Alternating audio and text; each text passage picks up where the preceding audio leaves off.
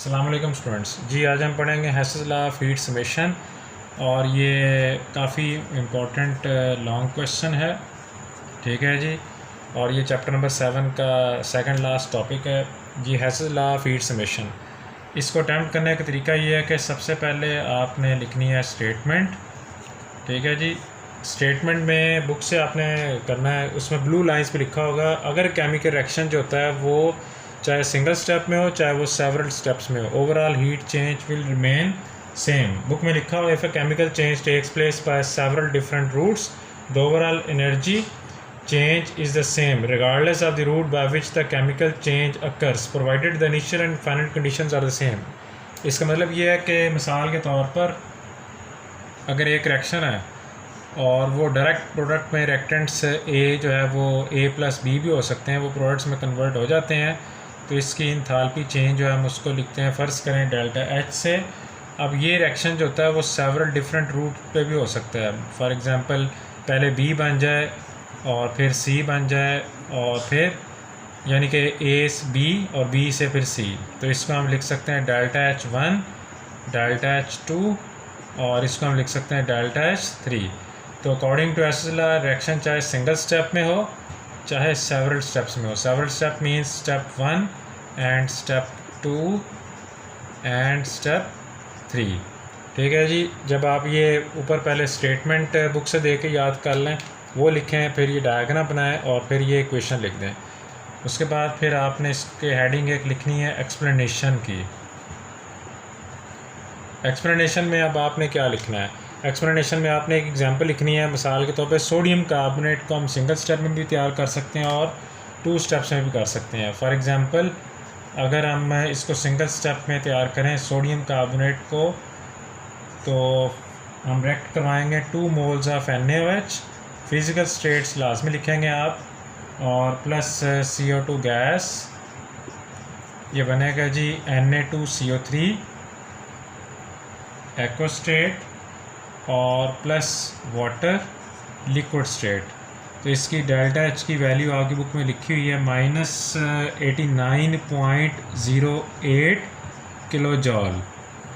और अगर हम इसको 2 स्टेप्स में करते हैं फॉर एग्ज़ाम्पल, तो 2 स्टेप्स में लिखने का तरीका ये है कि हम NaOH के 1 मोल यूज़ करेंगे, सोडियम हाइड्रोक्साइड का 1 मोल और कार्बन डाइऑक्साइड का वैसे ही हमें नज़र आ रहा है 1 ही मोल है, तो ये बन जाएगा सोडियम बाइकार्बोनेट।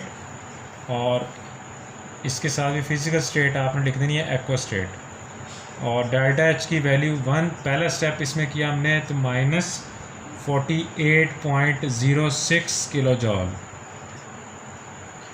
इसी तरह अब जब सोडियम बाइकार्बोनेट बन जाएगा तो हम NaOH के सेकंड मोल, क्योंकि जब 2 मोल लिखे थे ऊपर, तो NaOH का दूसरा मोल जो होगा वो हम लिखकर सोडियम बाइकार्बोनेट के साथ रिएक्शन करवाएंगे और इससे बनेगा प्रोडक्ट हमारा सोडियम कार्बोनेट और प्लस वाटर लिक्विड। तो डेल्टा H2 की वैल्यू आपकी बुक में लिखी है -41.02 किलो जॉल। अब आपने क्या करना है कि हेसेस लॉ अप्लाई करना है। ठीक है जी। मैं ऊपर स्टेटमेंट और वो डायग्राम रेस कर देता हूँ। इसमें लिखा हुआ था कि रिएक्शन चाहे सिंगल स्टेप में हो चाहे सेवरल स्टेप्स में हो। ठीक है, तो ये डायग्राम हम रेस कर देते हैं। इसमें अब जो है हमने हेसेस लॉ की इक्वेशन थोड़ी सी ऊपर करके लिख देनी है। ठीक है जी। इसके नीचे लिखना, तो यहाँ पर हम लिखेंगे हेसेस लॉ ये था कि delta H is equal to delta H one plus delta H two. तो पहले स्टेप में जो सिंगल स्टेप में जो हमने रिएक्शन करवाया तो उसकी डेल्टा एच की वैल्यू कितनी है 89.08 -89.08 और डेल्टा एच वन की वैल्यू -48.06। और ये माइनस है तो प्लस माइनस हम माइनस लिखेंगे इसको -41.02। तो ये आ जाएगा जी 89.08 is equal to -89.08। Hence Hess's law is verified. तो सबसे पहले स्टेटमेंट की हेडिंग लिखी, फिर एक्सप्लेनेशन लिखी। जब ये एग्जांपल कंप्लीट हो जाएगी उसके बाद फिर आपने इसकी ये रेस करके फिर आपने इसकी एप्लीकेशंस लिखनी है। ठीक है जी। तो एप्लीकेशंस ये जो है बुक की थोड़ी सी इसमें तरतीब में लिखा हुआ है स्टार्ट में, ठीक है, तरतीब थोड़ी सी ऑपोजिट है, स्टेटमेंट बाद में लिखी है। तो सबसे पहले स्टेटमेंट की हेडिंग आएगी, फिर एक्सप्लेनेशन की, और फिर एंड पे आप लिख सकते हैं इसकी एप्लीकेशंस, ठीक है जी।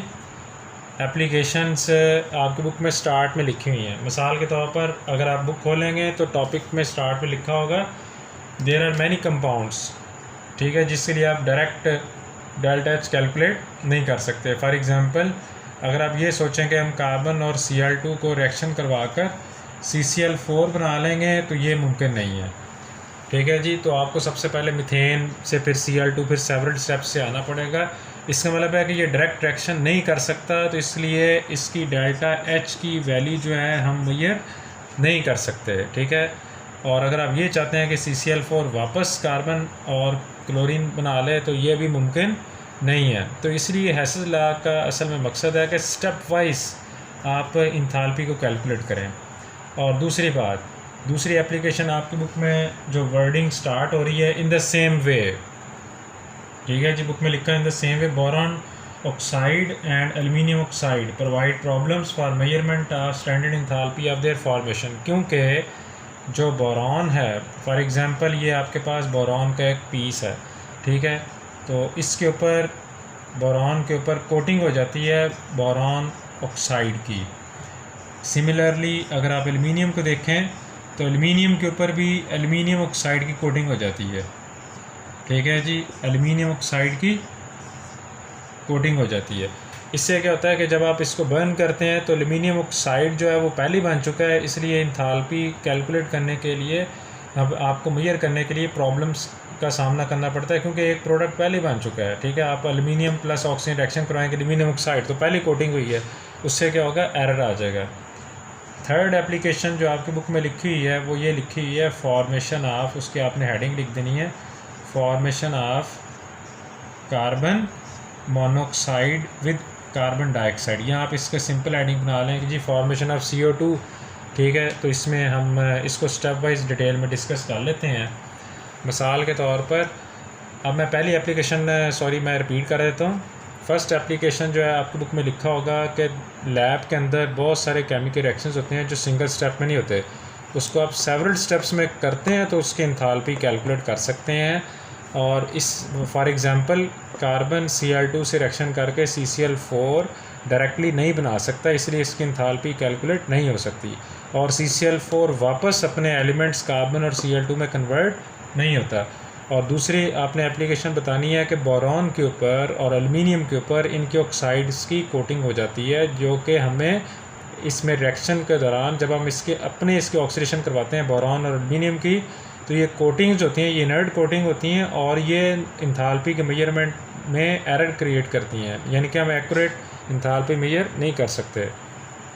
और नंबर 3 के ऊपर फॉर्मेशन ऑफ कार्बन डाइऑक्साइड, ठीक है, इसको हम डिटेल में डिस्कस कर लेते हैं। ये भी एप्लीकेशंस हैं, मैं हेडिंग ऊपर दोबारा लिख देता हूँ, ठीक है जी। तो एप्लीकेशंस में CO2 कई स्टूडेंट्स क्या करते हैं, वो हेसेस लॉ की एप्लीकेशन जो है उसके एक्सप्लेनेशन में लिखाते हैं, जो कि एक अच्छा जो है वो प्रेजेंटेशन मेथड नहीं है, ठीक है जी। फर्स्ट एप्लीकेशन हम थर्ड वाली पढ़ने लगे हैं, फॉर्मेशन ऑफ CO2, ठीक है जी। अब CO2 बनाने के जो है वो मसलन सिंगल स्टेप में आप बना लें, ठीक है जी। तो सिंगल स्टेप में फॉर एग्ज़ाम्पल आप कार्बन और प्लस ऑक्सीजन गैस ये बन जाएगा CO2, ठीक है जी। तो इसमें जो डेल्टा एच की वैल्यू आएगी वो -393.7 किलो जॉल पर मोल।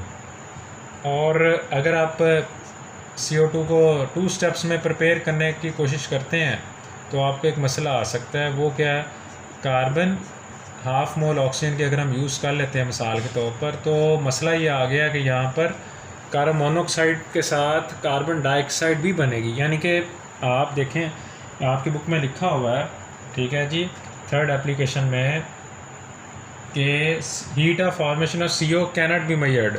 अब आप कहें जी आप डेल्टा एच की वैल्यू इसमें लिखें, तो मैं नहीं लिख सकता। उसकी रीज़न ये है कि CO अकेली नहीं बनती, इसके साथ जो है वो CO2 भी बन जाती है, ठीक है। आपकी बुक में लाइन आप पढ़िएगा, फर्स्ट पैराग्राफ की लास्ट लाइन में लिखा हुआ है heat of formation of CO cannot be measured directly due to the formation of CO2 with it. इसमें अब कार्बन डाइऑक्साइड भी बन रही है और कार्बन मोनोऑक्साइड के साथ, वो इक्वेशन में तो नहीं लिख से रहे लेकिन हकीकत में वो भी बन जाती है, इसलिए यहाँ पे हम लिखेंगे क्वेश्चन मार्क।